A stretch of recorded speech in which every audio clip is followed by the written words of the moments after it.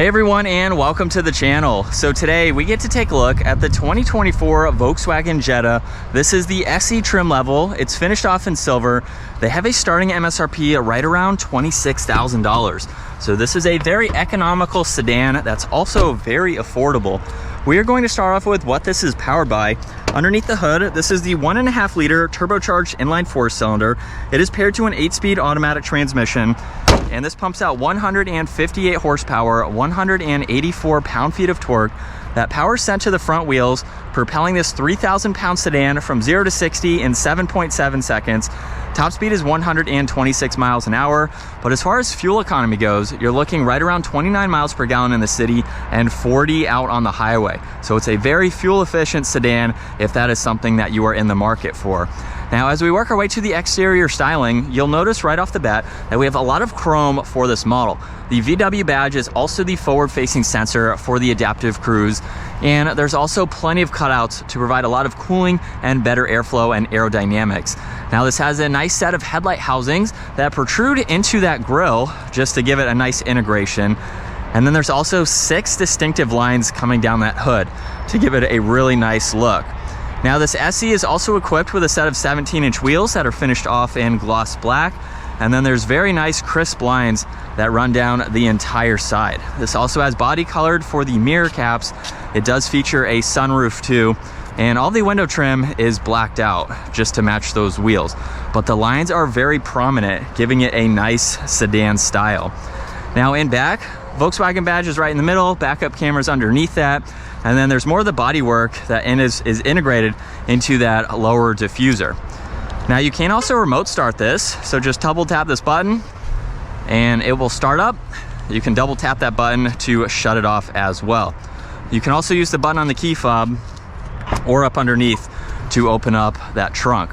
Now, with the size of this sedan, it's actually pretty spacious with the back seats up. You can fold the back seats down for more storage, and underneath the floor, there's the spare tire. So you could use this for a little bit extra storage too if you needed to. But for its size, I'm very impressed with the amount of space that it has. And there's a grab handle on both sides, so you can easily close that. Now, as we work our way to the back seats, door panel's pretty simple. There is a nice trim accent for the release handle and then some matte black accents, a little bit of storage in that lower section, and then very nice leather seats that are finished off in black. Now, as far as the sizing goes for this sedan, at 5'10", I have plenty of space. There's only one storage pocket, however, no climates in the middle. Little bulge right there for your middle passenger. But as far as headroom goes, I have about a ½ inch or so. And then there's the armrest with the cup holders and a good bit of visibility. So we have some thin pillars in the back, which is nice to see. And then as we work our way to the front door panel, just like the rear, of course, however, these side mirrors are also heated, which is neat to see. A lot more storage in the lower section, and then the fuel cap and the trunk release are located down below. Now, this does get a power adjusting front seat. The passenger side is manual, and it's just as easy to hop into the front seats here, where we're greeted with the leather steering wheel. All of the cruise and adaptive cruise control settings are on the left side, along with volume. And then on the right side, there's tuning and these controls for the gauge cluster. So let's start this back up. And we can go through the info or the gauge cluster now. On the left side, there's the engine temperature. Right side is your fuel. And then in the screen in the middle, this is where you can go through a lot more information. So you can scroll through settings, your display, and you have a lot of vitals that you can monitor. Now, let's say you want to look at your gear display. So you can actually pull that up right in the middle. And then when you click on view, this is actually going to change the entire cluster. So you have your miles per hour or your tach, and then you have a completely different one for your average as well as miles per hour right in the middle. So more of a calm screen, but it's nice that you can quickly go through the info that is available. Now, there's the headlight adjustment on one side, along with a really cool trim accent underneath the one air vent. And then for the infotainment system, it's pretty easy to go through. You have your radio and media controls, along with a shortcut to menu, and it is a touchscreen system, which is nice. But you can go through your vehicle information. You can even get into being able to pair your phone, get into some climate adjustments as well. There's voice commands, tuning, and then your phone and apps. 2 air vents underneath that, and then you have all the climate adjustments. So this does have dual zone for your temperatures, fan speed in the middle. This has heated front seats as well, and then the rest of the controls where you like the air to go. Everything laid out very well.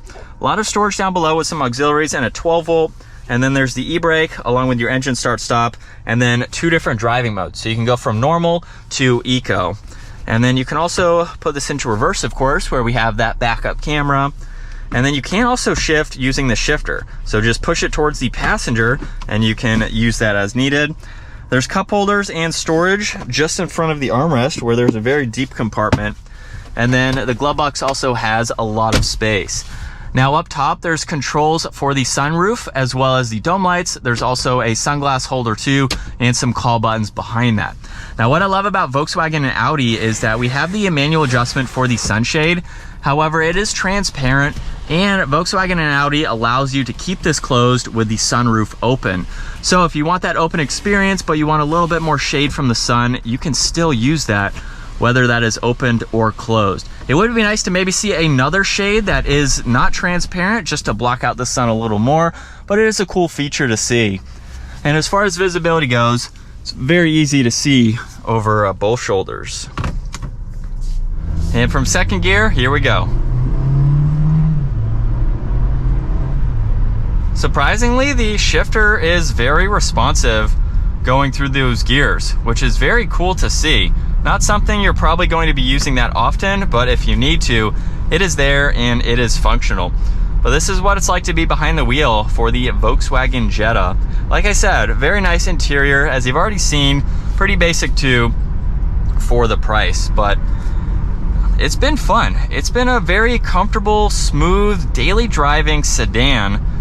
So if you're not looking to break the bank with this entry-level sedan, it's a perfect option to go with.